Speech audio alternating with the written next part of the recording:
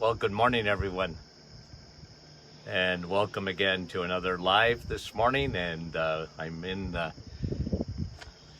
still in Collingwood, right at Blue Mountain here, and beautiful day. Well, a little bit overcast today, but still a beautiful day. Hello, Michael, and in Wawa, and Nicole. Nick, how are you? Good to be on with you this morning. Diane. Big crowd. Jerry, good. I'll wait a few minutes here, or a minute. Nativity and John from Elgin, Illinois. And John, good to have you on. Maria and Nahid from Pakistan. Good morning, Nahid. And yeah, it is a beautiful, like we're right at the base of the mountain here. So it's nice, okay? So I thought I'd give you a little bit better view here this morning. Good morning, Nat and Diane. Bonjour, Zien. And Dwayne from Desed, Mexico. Mexico, good to have you on. Yanda from PEI, Diane. And Donna is on with us. I missed somebody back there. Wendy, hold on, let me just go back. Mary, how are you? And Dwayne from Mexico, eh? Well, you know what, Dwayne? Nice to have you on. And there was somebody else, Natalie. Keith, that's what I missed. Good morning to you. Okay, I'll let it scroll. Vonda and Faye and Maria and Elizabeth and Pam. Jeanette, good morning to you. So now I got a low connection here. Maybe it's affecting you or not, okay? So just because, maybe because I'm outside here. Let me just open the door a little bit, see if that'll help with the connection. I'll be right back. Let me know about my connection. Because it's telling me, hope I'm all right. Everything all right? Maybe give me a thumbs up if you can hear me and see me, okay? Okay, good. Okay, so far so good. Okay. So this morning we're going to look at a study that came out, and I actually posted it. So if you're on Martin Clinic Facebook group, you'll see a posting of this study. And it talked about, hold on a minute, let me just get the fungi in the gut. So fungus, candida, in the gut is linked to Alzheimer's. This was found on a medicalexpress.com, the study, leaky gut, leaky brain. Now, yesterday we talked a little bit about salts, and one of the side effects of low salt, like magnesium, for example, was depression. So, you know, it's really important to understand that, you know, your brain is very sensitive. You need it, and you need it to work. And just hold on a minute.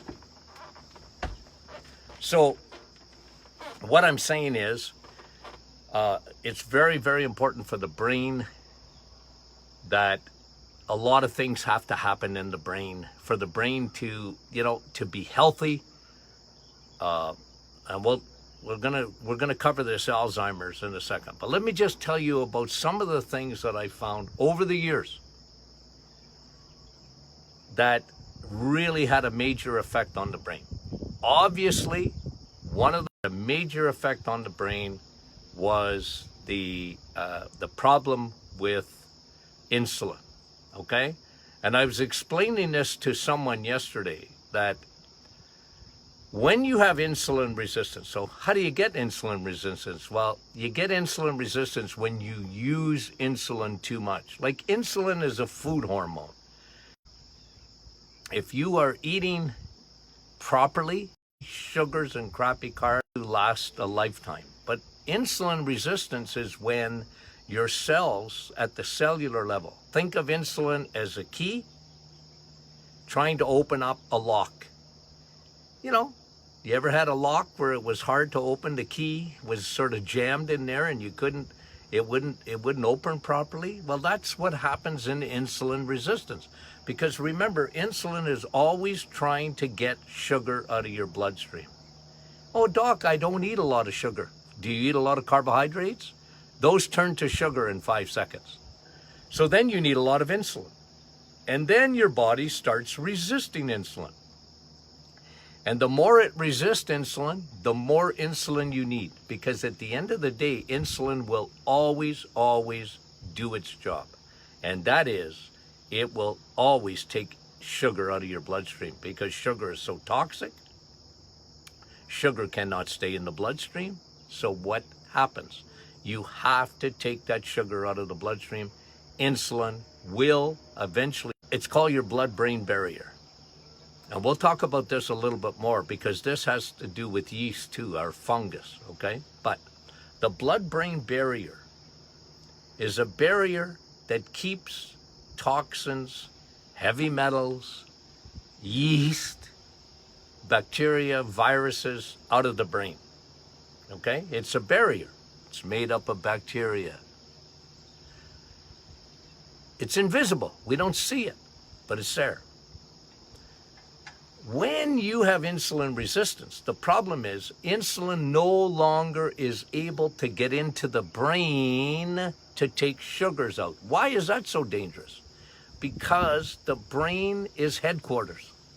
It wants fuel. So if you give it any kind of fuel, it'll grab it first. It takes 20 to 25% of your fuel from every meal you eat goes up to headquarters up here. So if you're eating sugar, guess what happens? The brain goes, okay, give me that. I get the first, I get the first fuel that comes out.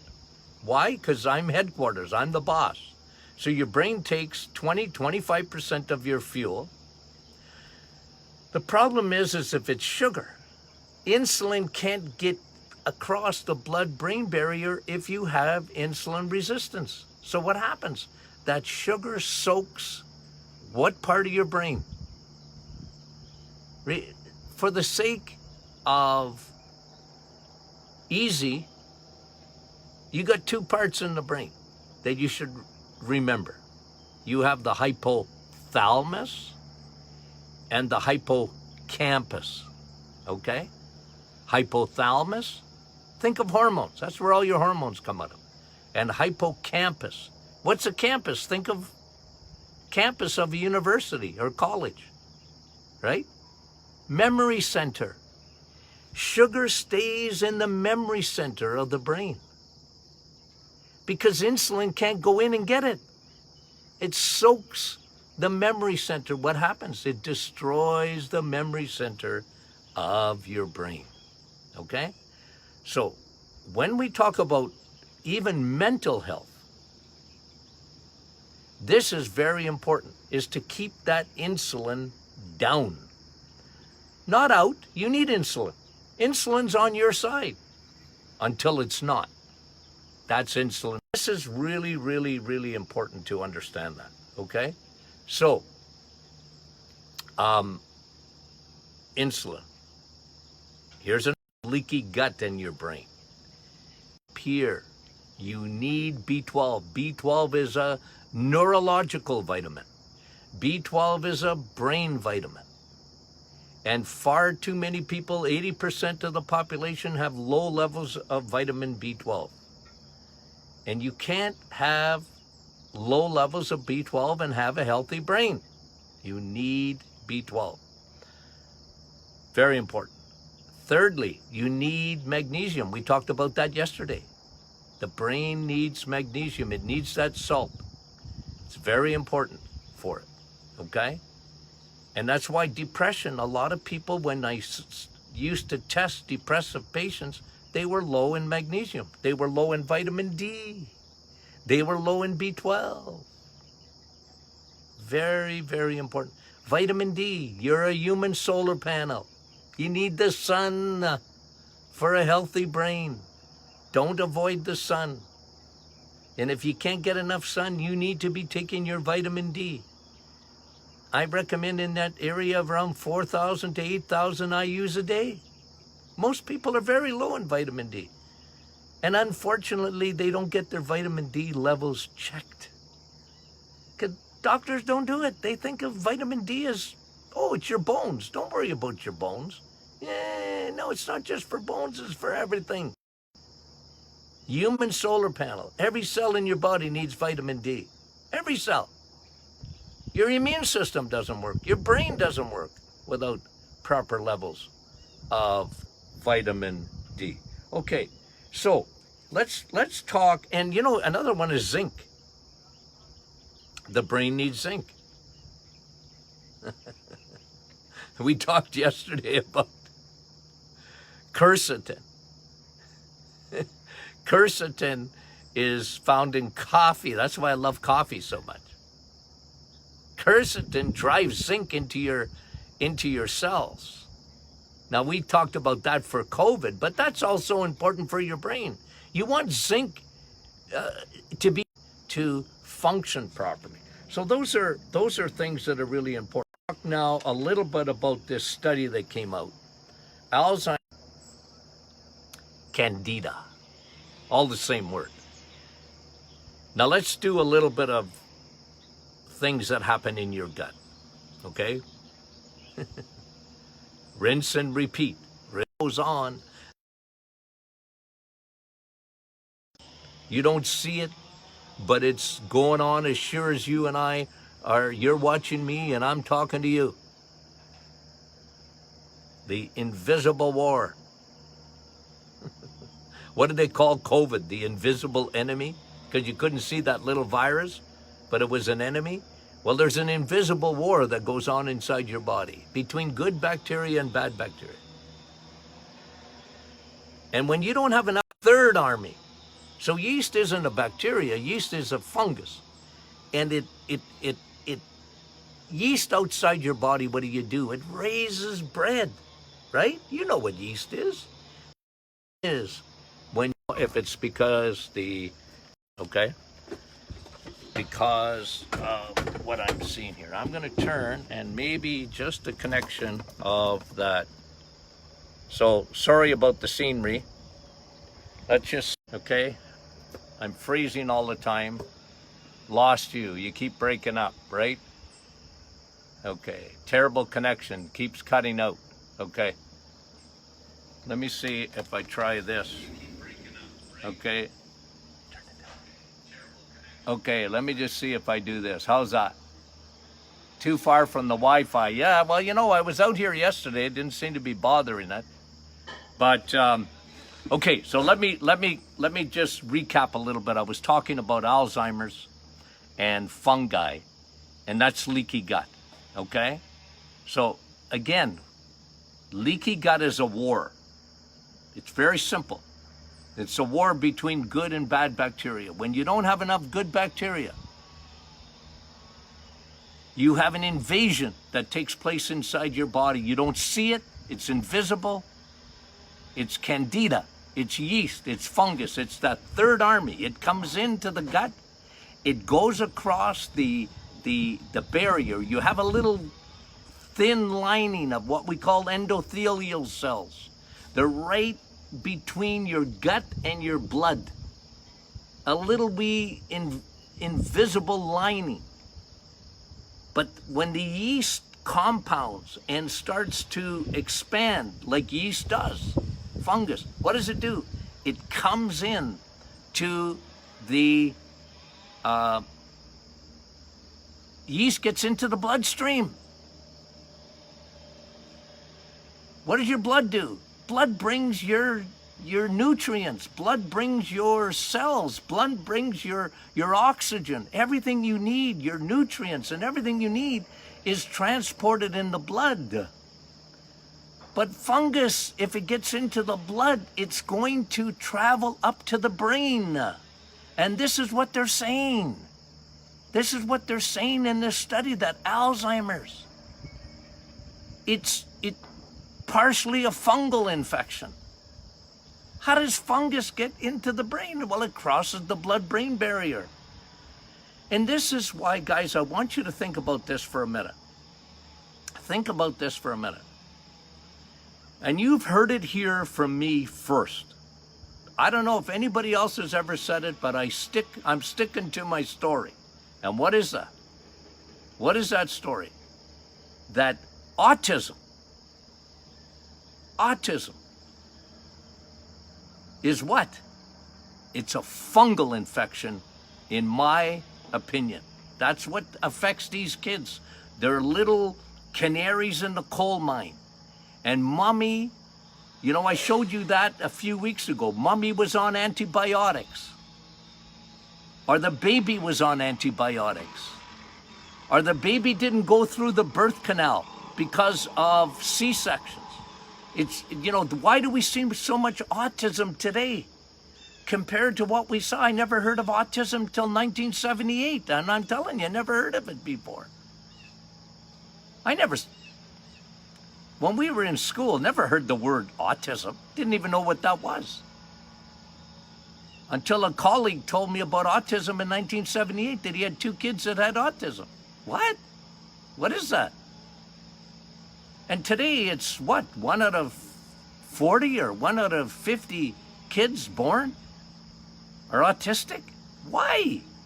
I tell you, one of the biggest problems is the overuse of antibiotics. Antibiotics are the greatest discovery of the 20th century and the curse of the 21st. Am I against antibiotics? Of course not. You got an infection, you need an antibiotic. The problem is, guys, is what? Is we overuse them. And when you overuse an antibiotic, they develop resistance to it. And what happens with an antibiotic inside the gut, inside baby's gut, even in the placenta, is it changes the microbiome. It kills all the friendly bacteria.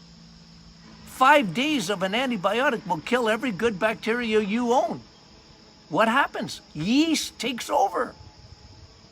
And ladies, you know all about yeast. You've had a yeast infection in your lifetime. You probably have. You know what that yeast is like, right? Well, men, yeast, what's that? We don't have, men, I don't know what yeast is. But it affects these things. So you just understand, now they're showing there's a link between leaky gut and Alzheimer's. It's a terrible thing to think. And what Tony Jr., he showed me a study the other day, and I think he actually posted it, that 85% of people over 85 have Alzheimer's. I don't want to live that long if I'm going to get Alzheimer's. So I'm trying to, and this is why we study these things, to look and see if there's any way we can prevent it. This is why I talk about probiotics so often. It's very, very important. Okay? So, what do we do? What do we do? It's really important to understand that. And the link between candida albicans, that's the yeast that travels. It's the most common yeast that we find in the human body. What else makes yeast grow? When you feed it. Don't feed the bears. People that eat sugar all the time are feeding candida albicans. They're feeding sugar. So this is very important that you understand that. Okay? Fungi in the gut is linked to Alzheimer's. I know I've talked to you about this in the past, that Parkinson's. You know what they find in Parkinson's? When they do autopsy on Parkinson's? Fungus in the brain. I tell you folks, there's not an autoimmune disease. And Parkinson's, is it really odd? I say it is, okay? But they classify Parkinson's as a neurological disease. I understand that. But you know what it's coming from? You know where Parkinson's comes from? Comes from your gut. You know where depression comes from? From your gut. Mainly from the gut. You have more hormones in your gut than you have in your brain. You have more serotonin. You have more dopamine. You have more GABA in your gut than you have in your brain. So even your hypothalamus, which sort of is the orchestra leader in the brain, down to the pituitary gland and that to your hormones. But you have more hormones in your gut than you have in your brain. You see how important the gut microbiome is? And now we understand much more than we used to about it. And this is why when we talk, like when this study comes out and says, man, when you look at leaky gut, when you look at candida, how the heck does it get up to the brain? It spreads through the bloodstream. And also, it also will spread. It will travel up the 10th cranial nerve, your vagus nerve, not Las Vegas, vagus nerve. What happens in Vegas stays in Vegas. No, not when it travels up the 10th cranial nerve and gets up into the brain. Very important to understand that. So stop eating crap. You can help your gut a lot when you stop eating crap. Stop eating those refined sugars. Stop eating all that fake food that is made with vegetable oils. I was looking at canola oil, how they make it. Like, oh my God, they use hexane. And I go, what is hexane? That's in gasoline. And then they use 20 other bleaches to get the color. That's how they make that oil. No wonder your car can run on canola oil. Don't put it inside your body. It will create an enormous amount of inflammation inside the body.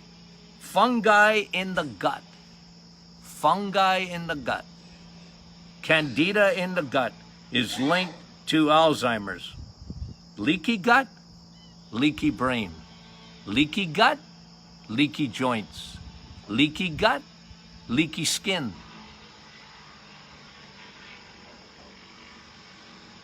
All connected. And someone was asking me yesterday about probiotics. Should I take it? I don't really have any symptoms, doc. Should I take it? Well, I'll tell you, it's a fundamental and foundational supplement, in my opinion. Like, everything affects your gut. The environment affects your gut. Chemicals affect your gut. Medications affect your gut. Food affects your gut. So, in the world in which we live, I'd say, yeah, probiotics are something you should take every day. What about probiotics? Well, make sure they're broad spectrum. The more bacteria, the more different strains. You know why? Because different strains do different things. It's really, really important. Okay? And so I take a probiotic every day. Every day I take probiotics. Leaky gut, leaky skin. Look, there's no autoimmune disease. From rheumatoid arthritis to Crohn's disease to Alzheimer's now to psoriatic arthritis, eczema, psoriasis. All of these have a major link to the health of your gut. Stop eating those processed foods. Stop eating sugar. If you do nothing else for yourself, health-wise, stop eating sugar. It's not easy. Not easy. But it's one of the best things you do, because yeast needs food. Yeast, I was saying this to you yesterday, that there's oncologists out there who believe that every cancer is fungi. When they do the biopsies on cancer, they see fungus. Every biopsy. Is that at the root of cancer too? Leaky gut, cancer. Not just in the gut, because people think when they hear leaky gut, what do they think? They think of gut. Oh, doc, I don't have any digestive issues. I'm not even talking about that. Leaky gut doesn't mean you have digestive issues. It might, but it's not essential, because leaky gut can be leaky brain. Leaky gut can be, what's visible is your skin. You got a rash, you better look to the gut. You got dermatitis, look to the gut. You got acne, you got to look to the gut. You got psoriasis or eczema, you look to the gut. And so this is isn't that gut-brain connection really important? Think about that. Think about that. Okay. What else affects the brain? Inflammation. Inflammation. So we could go into some detail, but I won't go into any more this morning. Yeah, people are losing the video. We're getting cut off. It's Facebook or me? No, I think it's the Wi-Fi outside. Yesterday was good, right? I don't know what happened here.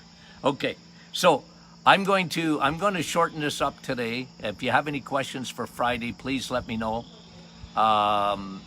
And tomorrow I'm going to talk to you. I think there was a new study on omega-3, and I want to bring that out tomorrow and just do some teaching on what omega-3 does, okay? Because I have fish every day in a capsule. Okay.